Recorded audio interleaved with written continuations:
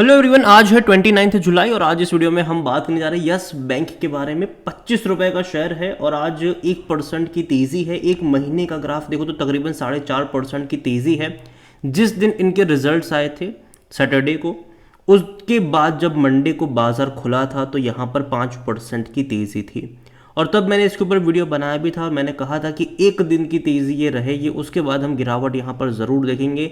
Reason ये था कि पिछली बार भी कुछ ऐसा ही हुआ था जब मार्च के भी रिजल्ट्स आए थे जो काफ़ी अच्छे थे। अगेन मार्च और जून के नंबर्स बहुत अच्छे हैं इनके, लेकिन एक दिन की तेज़ी थी। उसके बाद गिरावट मार्च क्वार्टर में भी हमने देखी थी और जून में भी कुछ ऐसा ही हुआ। जब यहाँ पर रिजल्ट्स आए, अच्छे आए, अगले दिन तेज़ी देखने को मिली और उसके बाद गिरावट का सिलसिला शुरू हो गया। हालांकि पिछले 2 ट्रेडिंग सेशन से थोड़ी बहुत रिकवरी यहाँ पर ज़रूर देखने को मिल रही है, लेकिन बड़ी अपडेट्स आ रही है इस बैंक में जो एसबीआई की होल्डिंग है, बाकी बैंक्स की होल्डिंग है, उसको बेचने को लेकर।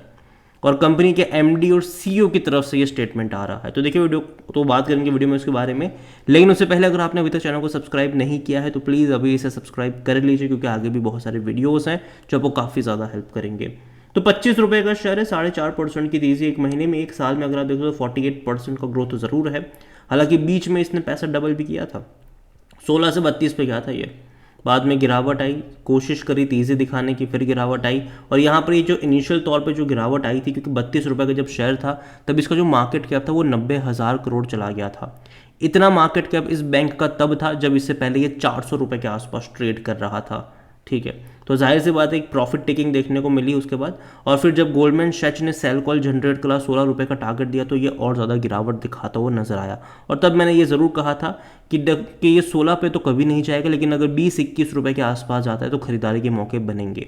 मैं अभी भी अपने उसी स्टेटमेंट पर कायम हो कि मुझे 25 रुपये का लेवल उतना अच्छा नहीं लगता, लेकिन 20-21 का जो लेवल है मुझे लगता है कि वो शायद अच्छा हो सकता है उन लोगों के लिए जो लॉन्ग टर्म के निवेशक हैं। ठीक है, शॉर्ट टर्म के नहीं, लॉन्ग टर्म के। फिर तेज़ी दिखाई, फिर वापस गिरावट आई जब आईसीआईसीआई सिक्योरिटीज़ ने सेल कॉल जनरेट करा था 20 रुपये पर। इस बार भी वही हुआ, आईसीआईसीआई सिक्योरिटीज़ ने फिर से सेल कॉल जनरेट करा 20 रुपये के आसपास बताया यहाँ पर।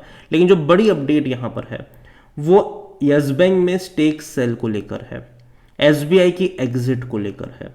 तो यहाँ पर अगर आप देखोगे तो जो कंपनी के सीईओ है, एमडी सीईओ, उन्होंने इकोनॉमिक्स टाइम से ये बात करी है जहाँ पर बताया कि Yes Bank is believe to be working on a plan to aid its current share holders, specially SBI, to exit their investment. ठीक है, यस बैंक काम कर रहा है इसके ऊपर कि भैया हम एसबीआई को एग्जिट दे पाए, क्योंकि देखो एसबीआई ने जो एंट्री यहाँ पर करी थी वो सिर्फ और सिर्फ इसको बचाने के लिए करी थी। क्राइसिस था, हम सबने देखा कि भैया डूब रहा है, बर्बाद हो रहा है, कुछ नहीं होने वाला है यहाँ पर, और उस टाइम पर इसको बचाने के लिए मतलब ये लोग आए थे। अब जब ये स्टेबल हो चुके हैं तो एसबीआई का यहाँ पर रुकने का कोई बनता नहीं है पॉइंट।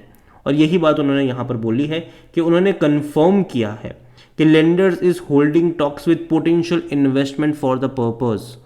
देखो भैया वो निकलने वाले हैं, उसमें कोई शक की बात नहीं है, हम बस बाकी लेंडर्स, बाकी इन्वेस्टर को यहाँ पर ढूंढ रहे हैं।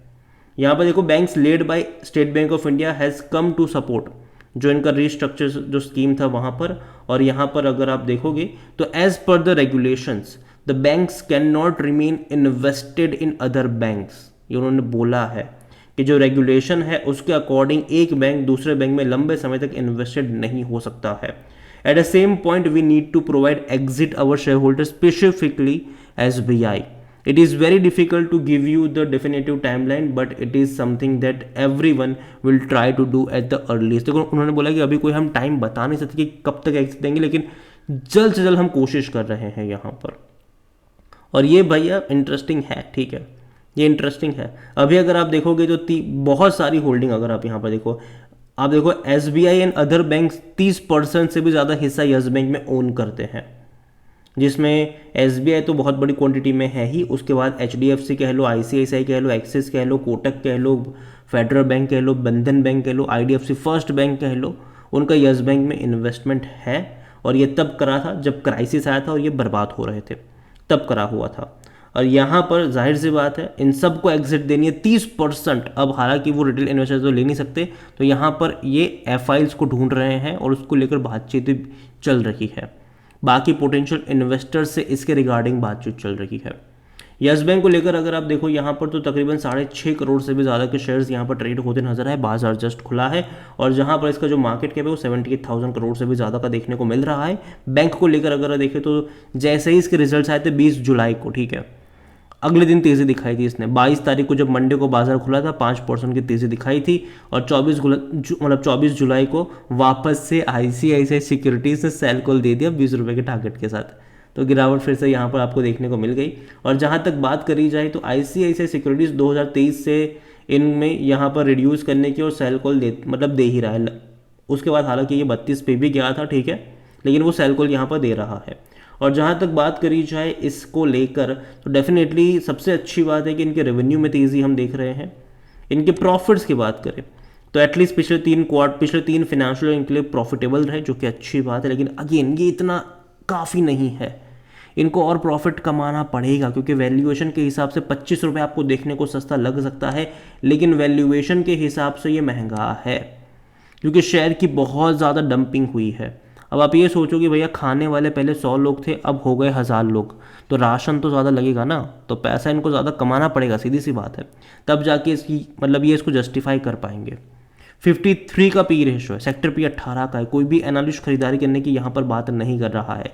अगर मैं इसको बाकी कंपनी से इसको कंपेयर, जैसे कि HDFC का जो पी रेशो वो 19 का है, ICICI का भी 19 का है, एक्सिस का तो 13 का है, कोटक का 19 का है, इंडसइंड का 12 का है, तो ये महंगा है उन सब के मुकाबले।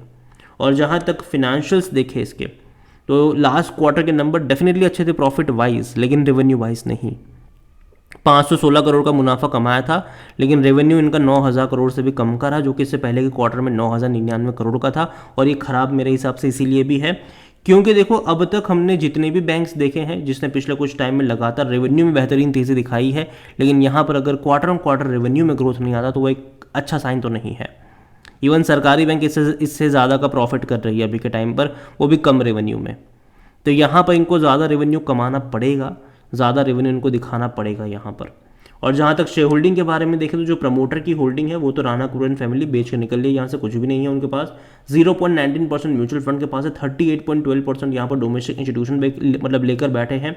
FIs 27.07% पर है और जो अदर पार्टीज़ है वो 34.61% का स्टेक यहाँ पर लेकर बैठे हुए हैं, जिनमें से रिटेल इन्वेस्टर 22.94% पर है और जो अदर पार्टीज़ है वो 11.67% का स्टेक यहाँ पर लेकर बैठे हैं। तो यहाँ पर ओवरऑल अगर बात करूँ मैं यस बैंक की तो अगेन ये डूबने वाला बैंक नहीं है, बच चुका है। बस यही है ये भैया इक्विटी अब यहाँ से वहाँ जानी है, जो एग्जिट्स देना है बैंक्स को वो एक बहुत बड़ा चैलेंज यहाँ पर होने वाला है। पहले बात कर रहे थे कि कोई एक बड़ा इन्वेस्टर लेकर आएंगे जिसको 51% का स्टेक देंगे, अभी बात कर रहे हैं कि भैया पोटेंशियल इन्वेस्टर FIs में ढूंढ रहे हैं, ये यहाँ पर ढूंढ रहे हैं। तो अगेन कोई भी बड़ा इन्वेस्टर आके 51% का स्टेक यहाँ पर नहीं लेने वाला है, ये टुकड़ों में ही किसी ना किसी को यहाँ पर देने की कोशिश करेंगे और उसमें बहुत टाइम लगने वाला है, बहुत टाइम लगने वाला है। और तब तक यहाँ पर काफ़ी ज़्यादा अप्स एंड डाउन्स भी आप देखोगे। मेरे हिसाब से अभी मैं इतना ही कहूँगा कि मुझे लगता है कि यहाँ पर न्यूज़ के आधार पर बहुत सारी चीज़ें आपको देखने को मिलने वाली है, क्योंकि 30% का हिस्सा बेचना कोई छोटी मोटी बात नहीं होती, बहुत बड़ी बात है ये। और कोई आता भी है कि नहीं वो देखना इंटरेस्टिंग होगा यहाँ पर। ओवरऑल मैं इतना कहूँगा कि देखो जल्दबाजी मत करना यहाँ पर, अगर आपके पास है लॉन्ग टर्म का नजरिया है तो बने रह सकते हो, लेकिन फ्रेश बाइंग को लेकर मैं और करेक्शन का वेट करना ज़्यादा पसंद करूँगा। अगर नहीं, मेरा पर्सनल ओपिनियन है, कोई भी इन्वेस्टमेंट एडवाइस नहीं है ये। वीडियो को यहीं पे एंड करता हूँ, पसंद आया हो तो लाइक करो, शेयर करो, चैनल अगर पहली बार है तो प्लीज़ सब्सक्राइब करें। और यस बैंक के बारे में आप क्या सोचते हैं वो भी आप मुझे कमेंट में लिख के बता सकते हैं। Thank you.